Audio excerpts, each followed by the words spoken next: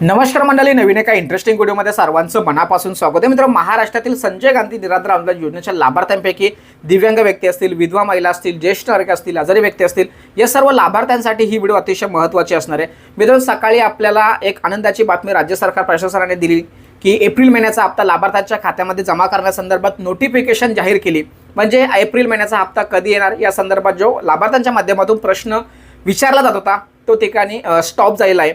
परंतु मित्रांनो, लाभार्थ्यांच्या माध्यमातून लगेचच दुसरे प्रश्न आले, ते म्हणजे सर आम्ही टेम्पररी दिव्यांग बांधव आहोत, आम्हाला एप्रिल महिन्याचा हप्ता येईल का? तर या संदर्भात या व्हिडिओच्या माध्यमातून मी तुम्हाला सविस्तर माहिती सांगणार आहे.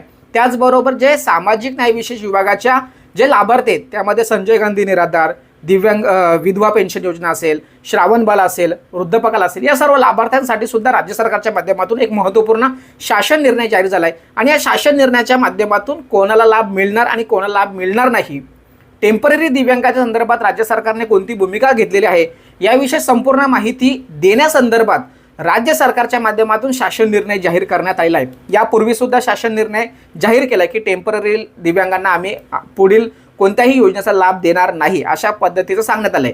विभागाच्या स्तरावरून कोणत्याही प्रकारचं नोटिफिकेशन जाहीर करणार नाही किंवा परिपत्रक जाहीर करणार नाही किंवा प्रेस नोट जाहीर करणार नाही, हे आपल्याला त्रासदायक आहे. त्यामुळे ते जाहीरपणे सांगणार नाही की तुम्हाला आत्ता हप्ते येणार नाही किंवा अनुदान दिलं जाणार नाही. त्यांनी शासन निर्णय जाहीर करून टाकलेला आहे.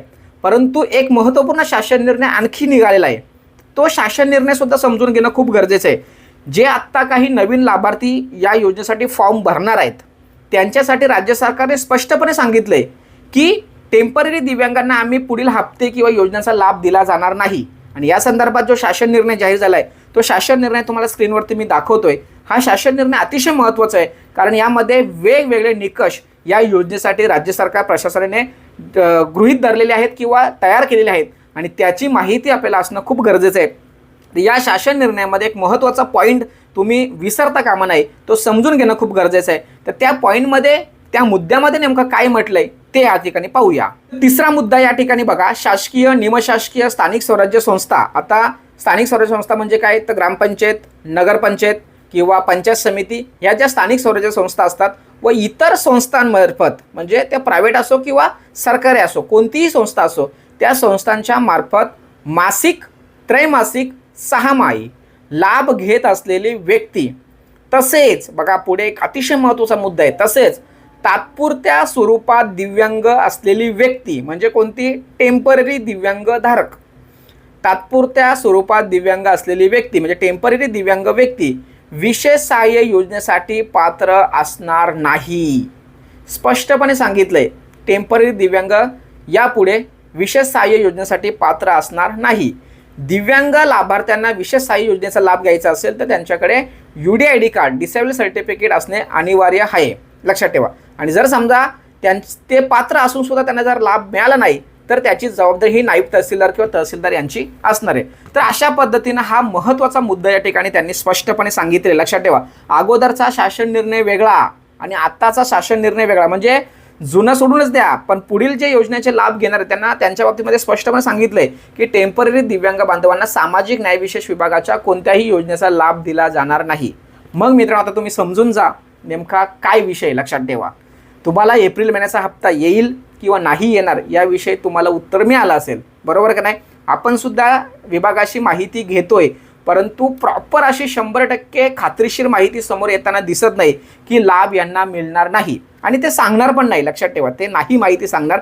कारण जर समजा त्यांनी स्पष्टपणे सांगितलं की टेम्पररी दिव्यांगांना आम्ही लाभ देत नाही, मग मात्र त्यांच्या बाबतीत लाभार्थ्यांच्या मनामध्ये किंवा नागरिकांच्या मनामध्ये वेगळा रोष, राग निर्माण होईल.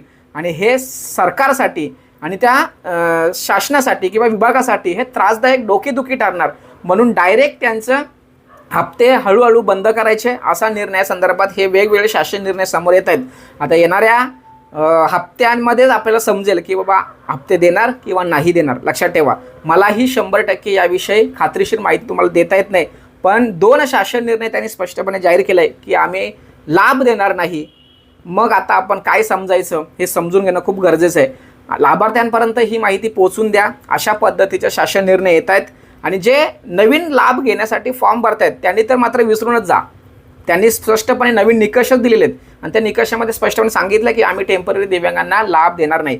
आता त्रैमासिक, मासिक, 6 मासिक ज्या योजनांचा आपण लाभ घेतोय त्याच्याविषयी मी सेपरेट व्हिडिओ बनवेल.